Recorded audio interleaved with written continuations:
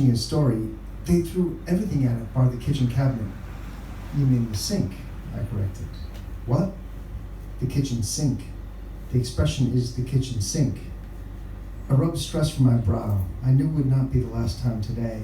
I enjoyed the preparatory oil laying. It would ease me through the next episode. Well, that doesn't make any sense. I mean, what's going to be in the sink? A few dishes, water? A cabinet would have all sorts of crap in it. He stooped to correct his tie in the reflection of a car window. I watched him. While I would have liked that addition of that splendid accessory to enhance my own claim to professionalism, a closer inspection revealed that a variety of foodstuff had affixed themselves to the device. Something rather orange suggested a recent trip to the tandoor. He began again, with all due respect, and this preface suggested to me that he felt I was due none. As I had arrangements with Mr. Worth in the past, arrangements which were most advantageous to us both, I suggest you allow me to do the talking. So long as you make no mention of the kitchen cabinet, it is fine by me. My remark was met with something quite like the harumph of classic newspaper comics. I began to ask my eye about the street, knowing that I would soon need something to fill my day. What had begun as a promising enterprise was again, with this captain, sure to end against the rocks. A tired-looking girl was cleaning a table outside a cafe. With rest, she would be quite lovely. The pockets of her cardigan were low. I could see her stretching them with worry. My fantasy ran headlong before me. I would comfort her. She would reveal to me the story of an absent father, the lascivious uncle, the move to the city. I would be a comfort, and she would stuff those pockets now not with anxious fists and tissues, but with leftover bread rolls and pies, with pastries and sandwiches, and bring them to me at the end of her shift to nourish my hunger. I would remain in our flat, writing, naked most of the time, except for a hat, so that I could truly feel the city. Whatever Sebastian's business proposition was had been going very poorly. I never knew for sure what he held in the large box-like valise that he dragged to these meetings. I know that at first I had been taken in by him as well, and can see clearly now he would be able to establish an initial rapport with his business associates. But in all cases, when an enterprise moved on to, he'd look left and right as he said this, and lower his voice into the second phase. I was always left outside of the building, waiting, perhaps smoking a cigarette if I was fortunate enough to have any tobacco. And then he would reappear, usually retreating apologetically out of the door, on one occasion bundled out quite roughly under another's power, and advised me that we'd best be getting on that. I looked back at the girl. Her sad green eyes were showing an elderly couple to a table. She nearly curtsied to the woman, her worried pockets tickling her knees. The grandmother blushed and warmed and reddened. I could see her imagining her estranged granddaughter, the one who had taken to the black clothes and safety pin through the nose, rehabilitated. Oh, this young lady could fulfill all our fantasies. A plan was needed. A quick account of my pockets found many coins, but they were small and thin. I had already consulted my wallet several times over the past few days, and it would be as empty as the last. It was because of this predicament, of course, that I was still tethered to my companion and his ridiculous contraption in the first place. What was it he had said? Something about tipping points in every household. I don't know where people get their ideas, but they do, and I am tied, it would seem, to the poor ones. You see, I had met Sebastian a few months ago. He arranged a position for me with a builder, a summer job. Sebastian was older and taught me how to use a shovel and sent me to digging in the basement. He spent the first 2 days stripping the house of every piece of copper and not doing what I, and presumably he, had been employed to do. He would suddenly appear out of doors, hatches, and hot presses, copper tubing and nest in his arms, and then he would disappear for hours to salvage them. But he knew what he was doing, and knew I clearly didn't. Full shovels, boy, otherwise you'll be working twice as long as you need to. He called me a smart university kid when I pointed out that I was being paid by the hour. I can see now he needed progress to be made on the digging to cover for his own enterprises. I listened and learned. Well, I listened. It was to be some time before I was able to see the ridiculousness behind his schemes, and it would cost me my job. It was likely this that thrust us together, his sense that he owed me for causing my dismissal. He was the senior man. It was an old house. It would have been very fine at one point, but in those days, the go in this city was to pack in as many people as possible. People had been leaving this fine city for centuries, but that trend had recently reversed itself. What's more, people weren't just saying. They were actually coming. Backpackers from Germany and Australia, student nurses from England, and refugees from Africa. The wretched brother-in-law of the wretched builder specialized in maximizing occupancy for this last segment of the newfound population. He had a friend, or indeed perhaps a further brother-in-law, who through some government agency would place people in these units. A grand Georgian mansion would in a few weeks be turned into a warren of 18 despicable flats. Oddly shaped bedrooms that could never fit a prone body that I had ever seen. One day when pressed, the boss said that the small ones were for the amputee refugees, so they would feel cozy. Haven't you seen Bob Geldof over there? These people have never had it so good.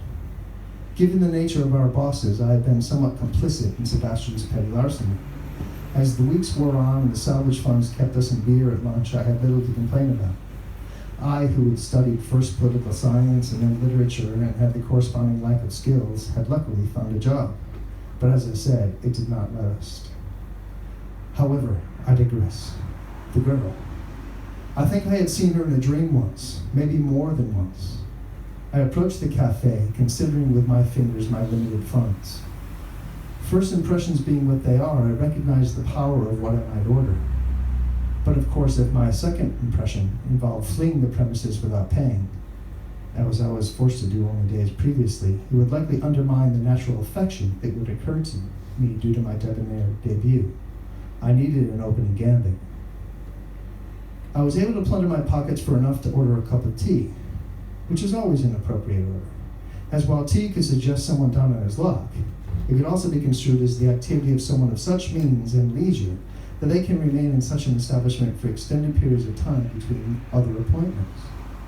I would have loved to have been able to extend my purchase to a free aunt, as I was hungry, and a pair was now being delivered to the older couple. I once had an aunt who would prepare an entire free aunt cake at Easter to celebrate the end of Lent. Sweet raspberries, sugar, coconut, butter. The unfortunate smell of urine that lingered around this woman forced me to wait until several days after Easter to sample the cake, as I could not be in her presence with an open mouth without gagging, and it seemed rude to sneak off and eat the confection without her. Those Wednesdays after Easter, when she had returned to the country, and the air in the house was once again clear, were some of the most pleasant spring days of my youth. My father would join me in the cake. My mother would be too distraught at her sister's leaving to share it with us. He would smoke freely again in the house and chuckle at some amusement I was too young to understand. The year my mother died, the aunt came as usual at Easter to see my father and I, but she did not make the cake. I remarked on Holy Saturday that she did not seem to be making the normal preparations, and she observed, "I've been making that cake for 20 years, and I've never seen anyone but Mary even consider a slice. I didn't think it was something you and your father cared for." I have been hoping to discover that flavor ever since. "Can I help you, sir?" Good God! Lost in my reminiscences, I had failed to see the approach of the young lady and was now, damn my aunt, without a formal plan. A table for one, her skin broke in the most delightful russet freckles. Perhaps two. I glanced at Sebastian down the road, who was still muttering and gesticulating madly, yet to realize I had stopped to fend at romantic windmills. She showed me to a table and waited, pen and pad in hand. Her wrists were lifted in professional attention. Proud and unembarrassed, like the rest of her. There was a pen mark and a broken nail on one hand, and they proved to me how the hot blood inside would be. These hands held things, splayed against light, and gripped it. No hint of ladylike polish, but the palm, which I couldn't see, I knew was a pocket of womanhood. Could cup and proffer what she knew to be true, and maybe even those things she hoped were true. I loved her, and I would make her mine. It would not be that simple, of course. Deep and true as this new love ran in me, if she was a woman of merit, she would not fall so quickly into my arms as I had under her spell. But I amused her, and she allowed me to walk her home. What I had identified as Mia's worry when I first saw her was far more severe than I had first imagined. Her family was quite wealthy. Her father was the editor of a newspaper, which had twice failed to hire me. Out of some guilt, she had spurned them and sought to redress the socio-political imbalances her family perpetuated. She worried for children without sight. This was not criticism, but she also worried for children without toys, for children without pets, for pets without toys, for toys without sight. She would eliminate all the suffering in the world given a chance. This caused her to give much of herself, and I saw quickly that I could be her new cause, and felt the worst instincts in me awoken, and hungrily entered the room. We quickly became lovers. She had her children who she sponsored in exotic lands: Ombuco in Africa, Sanik in Thailand, Horlam in Romania, Egarina in Patagonia. She put her tips from the cafe into 4 different bowls and twisted herself in knots over fairness to the children. A recent letter suggested Egarina's parents had been able to open a stand selling beans and tortillas at a stand on the outskirts of her city, and she was no longer in as dire straits as she had when Mia began to sponsor her. But now Mia was torn. Should her tips be redirected to the one-eyed African child, the Thai with the limp? Would that be more just? I was gratefully influenced by her model, and so when she was working and I was at home in the flat attempting to write, I was always sure to remove money equally from each bowl when I decided to go out and have a few pints to inspire my verse. It was announced when I arrived home from the pub one night, I can't stay here and write with that fool upstairs playing piano all the time, that Mia would like me to meet her brother. She was anxious that he liked me, as it was only he with whom she was still in contact, having turned her back on her family's fortune and had somewhat alienated her parents. She thought this might be the first step towards reconciliation. I knew I would like the brother, and more especially the opportunity reconciliation with the family might afford me. It was important to consider what we would meet, how I should architect such a meeting. I would need to be careful that I not appear a gold digger or someone who could harm his sister. I suggested inviting him over for drinks.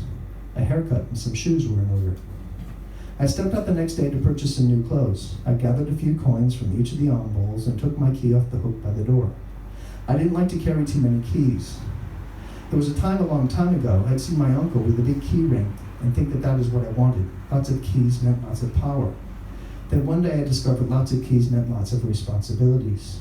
This revelation came to me the day I lost my uncle's keys and saw the dear price he was going hard to pay. When I started to buy my pants at the St. Vincent de Paul, I noticed how often the pockets were blown out. Was it too many keys? I doubted it.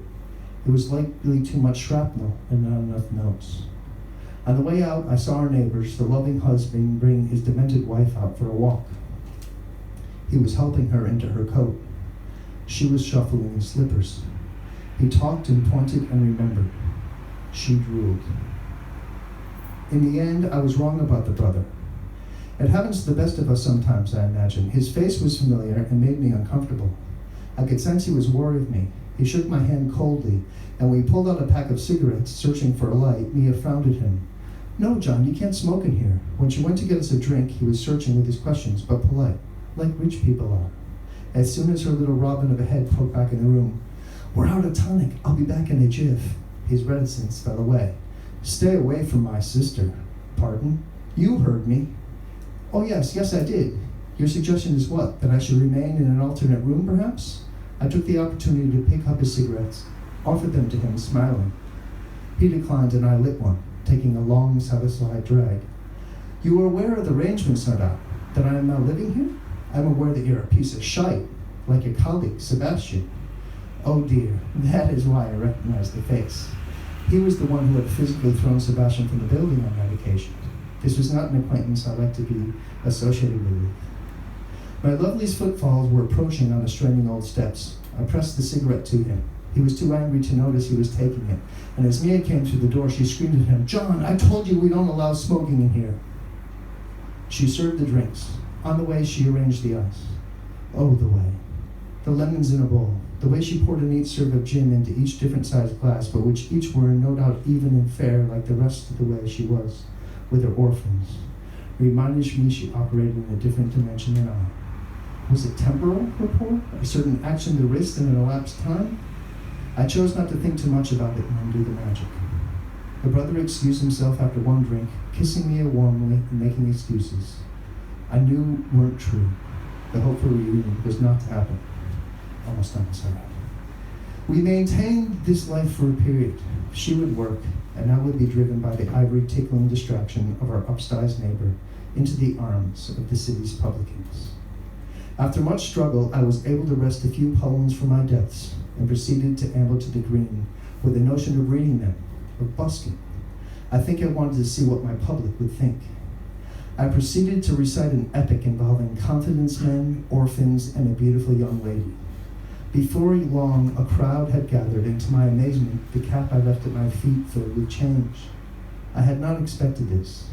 I walked along the canal and arrived home, surprised to find Mia there so early. The Jen upstairs was playing piano again. I launched into my usual diatribe. See, that's it, that noise. How can I possibly write with that noise? She smiled and sipped her tea. Don't you hear him? And you thought I was mad. She walked over and kissed me. I still think you are mad.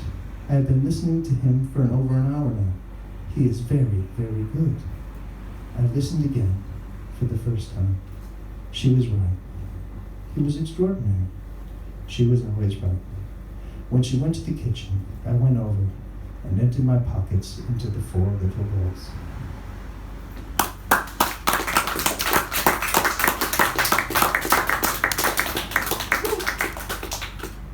Lindsay, yes. Care to share?